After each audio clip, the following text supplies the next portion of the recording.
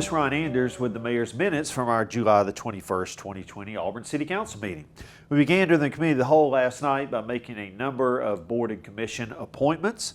The first appointment we made was a Board of Zoning Adjustment supernumerary appointment, and the City Council appointed Letitia Khalif to that. And that term will begin immediately and will end in January of 2023. We also made an appointment to the Green Space Advisory Board. There was a one vacancy, and the City Council appointed Maureen McMichael. That term will begin on August the 8th of this year and will end on August the 7th of 2024. And then finally, under the Planning Commission, the Mayor makes those nominations, and I nominated for reappointment Ms. Nanette Reese, who currently serves as co-chair of the Planning Commission, and she was approved last night for a second full term.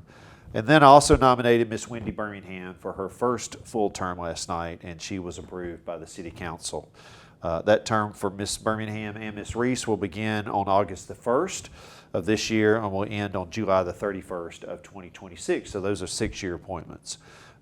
Thank you to all four of them for what they will do to serve our community. Thank you for their interest in serving our community. And I appreciate everybody that made an application and that wanted to serve our community in these 4 different boards and commissions.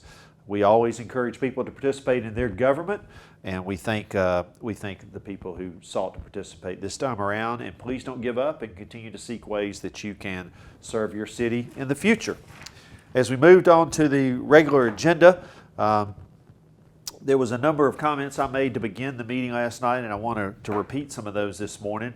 We were very proud of our own Arndt Seatman, who works in our Economic Development Department. Arndt has been appointed by the governor, by Governor Ivey, to be a part of the Governor's Innovation Commission. And so Arndt is representing his city well and will represent us well in the state of Alabama as he works with the governor in this new commission. And congratulations for Arndt for your recognition, and good luck on working with that statewide committee. I did want to give you an update on the communication plan that was mentioned at our specially called meeting a week ago. This is being fostered by the Chamber of Commerce, and they are meeting with different stakeholders all over our city to create an avenue for all of us to be aware of the best practices and all the activity and orders that are involved with our COVID-19 response, not only in our city but within our state. So please pay attention to that. That is the activity involved in that communication plan is ongoing, and hopefully you will see in the very near future some results from all of the deliberations from the different stakeholders here in our community. As we got into the consent agenda last night, speaking of the COVID-19 response, the City Council did support and pass a resolution for Governor Ivey's amended Safer at Home order. This is just a resolution of support for the governor and all of her work and efforts to protect us here in the state.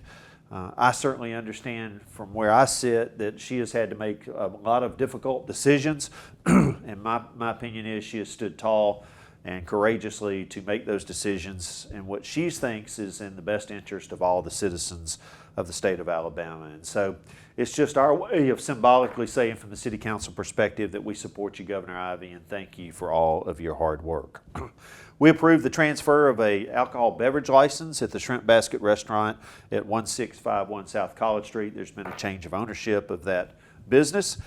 We approved a revised consolidated plan for our 2020 action plan with our community development block grant. The city received an extra $53,000 from HUD that we will be utilizing to pave some roads in Northwest Auburn that we had not had on the plan originally, and we're excited about having that extra money and look forward to getting those roads paved in Northwest Auburn in the very near future.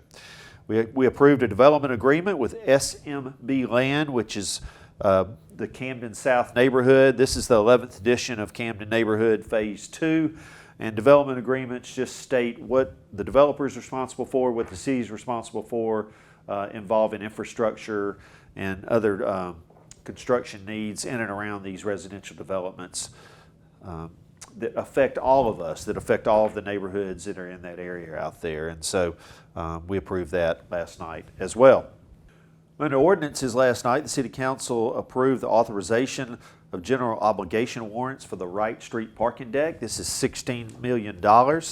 I'd like to read to you from the memorandum that Allison Edge, our Finance Director Treasurer for the City of Auburn, has sent to Jim Buston, our City Manager. The Finance Department staff, working in conjunction with the city's bond attorney, Bradley Arant, Bolton Cummings, and the city's financial advisors, PFM and Financial Advisors, reviewed options for the borrowing. Given the current unusual environment in the municipal bond market, it was determined that a local bank borrowing would be the best alternative, providing the best rates with the lowest cost.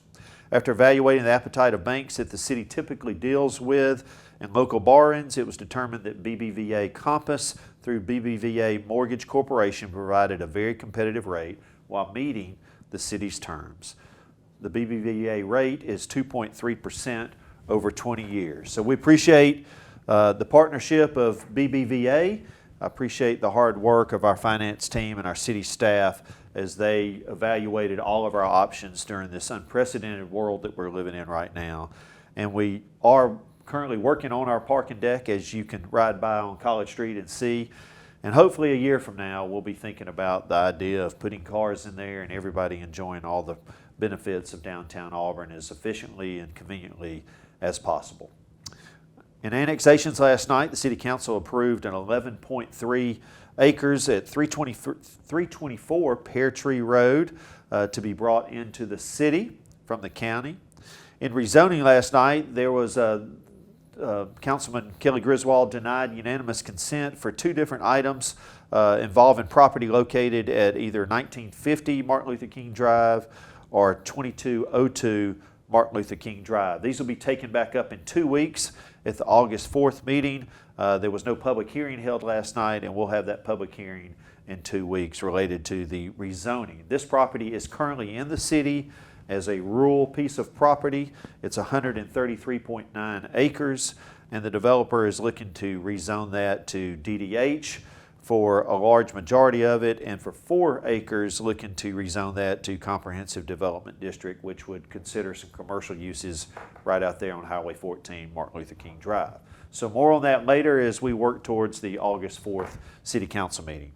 In resolutions last night, we approved an amended conditional use for West Pace LLC. At the last meeting, I believe we approved the West Pace U-Haul development, which will be a new business at 136 West Creek Parkway. They amended that use last night to also include a climate-controlled storage building, excuse me. So we approved that last night and look forward to that development getting built in the near future. And that concluded our business for the Auburn City Council meeting on July the 21st, 2020. Be safe and have a great week. Thank you.